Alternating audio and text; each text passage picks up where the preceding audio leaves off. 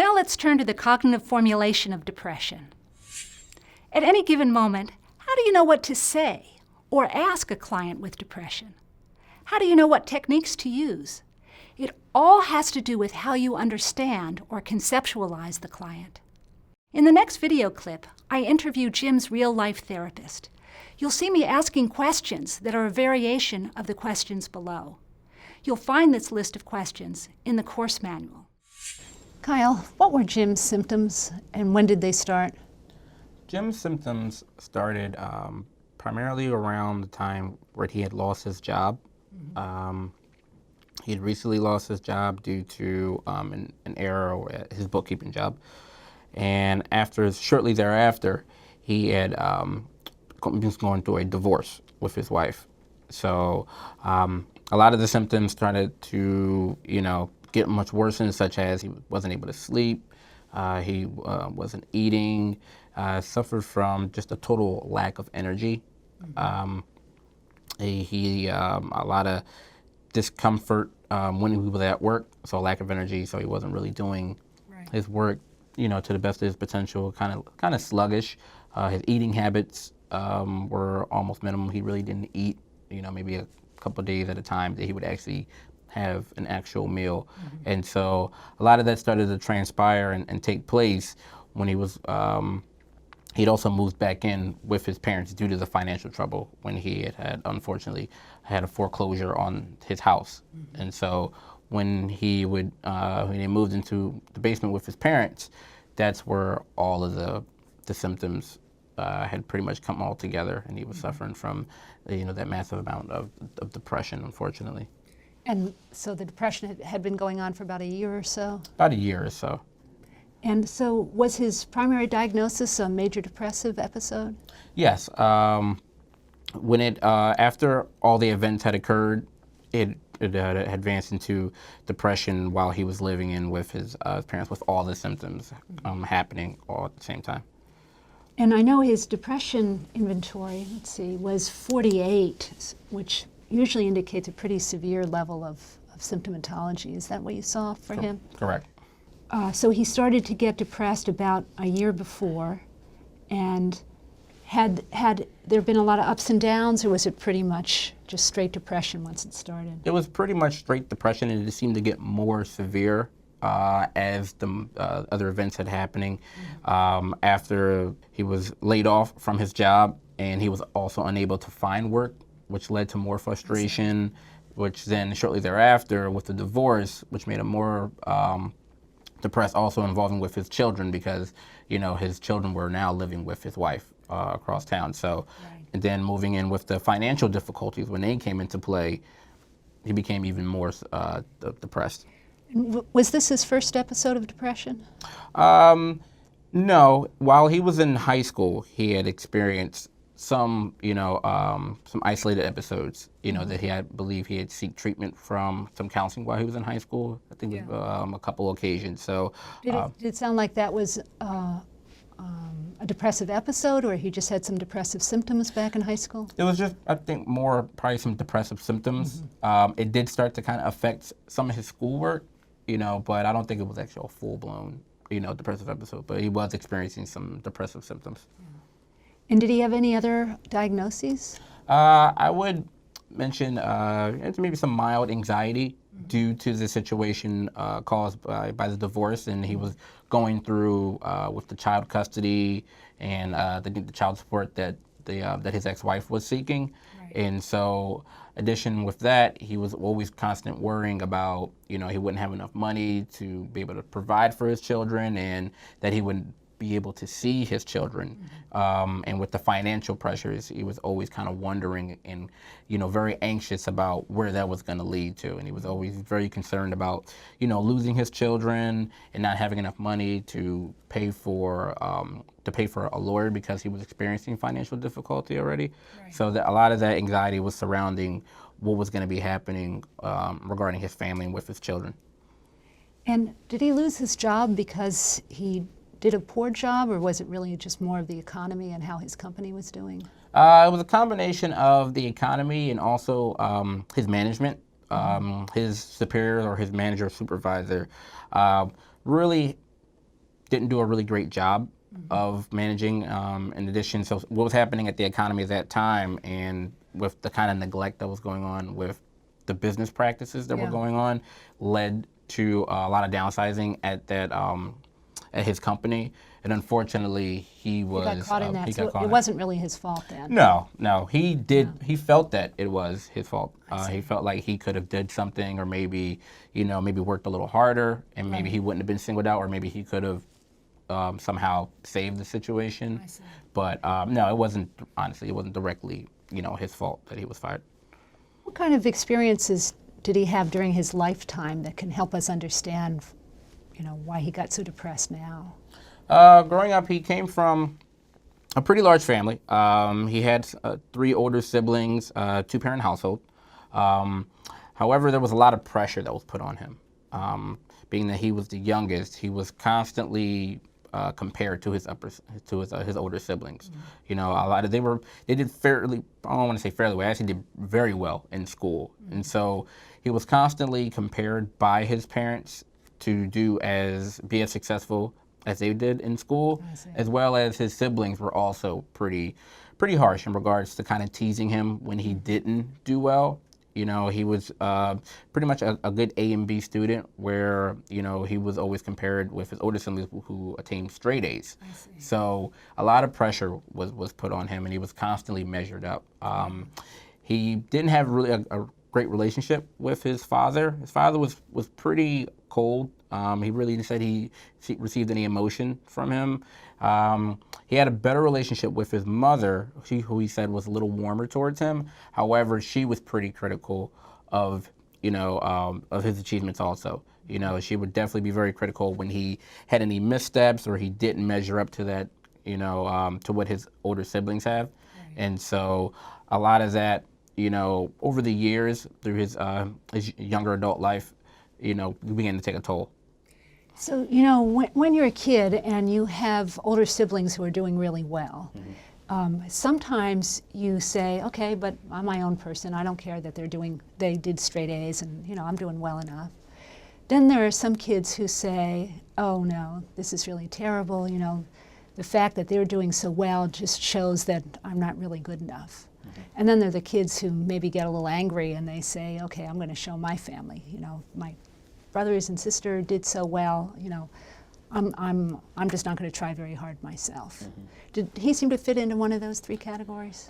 He definitely fit into the second category, with a little bit of the third of he worked very hard, excessively hard at times, to try to reach that level or try to obtain the same type of status and regard that his parents held for the older children, that they would, that he would be able to obtain. So he was constantly, compared with the older siblings, and was constantly, he would put a lot of his time and effort into excessively studying or working or in joining different clubs, so he would hopefully be able to be looked at in the same light as his older siblings. So one of his strengths has been traditionally that he's worked very hard, and actually that he achieved really well. Maybe it wasn't as high as his siblings were, but he did achieve pretty highly. Did he have any other strengths? He was very responsible.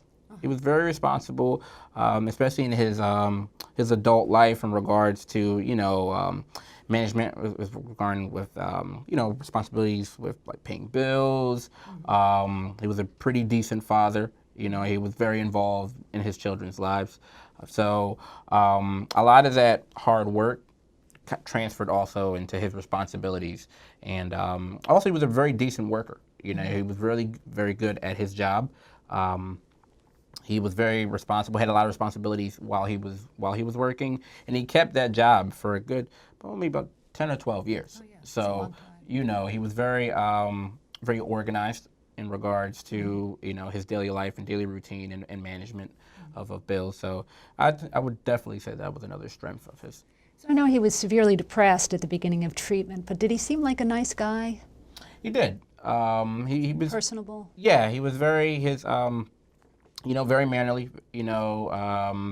Wasn't disrespectful in any sense of the word. He was very would speak when spoken to.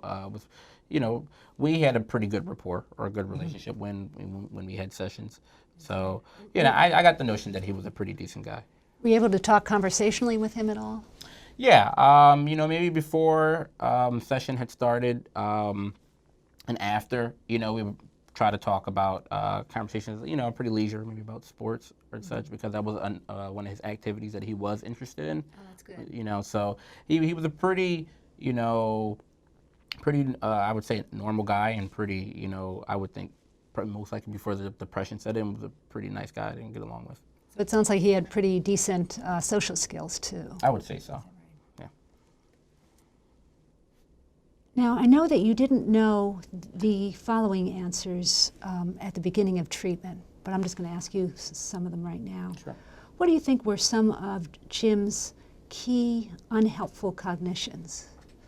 I would say definitely the cognitions where he was I don't want to say he felt like he was unlovable at times.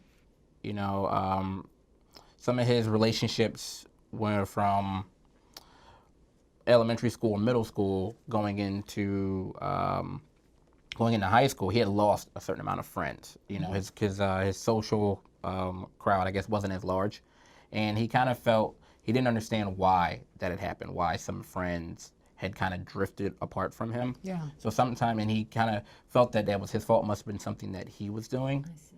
So there's something wrong with me, that kind of idea? Right. Yeah.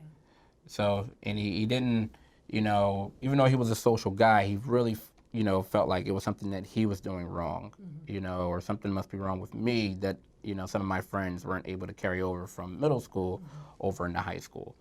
And how did he view himself once he lost his wife, almost lost his kids, lost his job?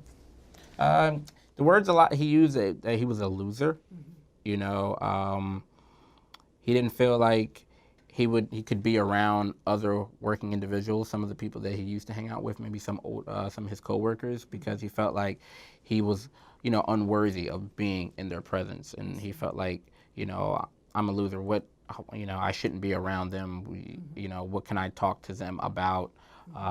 Things of that nature. That was kind of his thinking in regards to being social. So was there an element of, I'm a loser because these things have happened to me, but also because I'm a loser, then that shows that there's something wrong with me, and therefore my coworkers might not want to hang with me? I would say so. He felt that, he didn't deserve the kind of, they would want to hang out with someone, that's living in their parents' basement, that,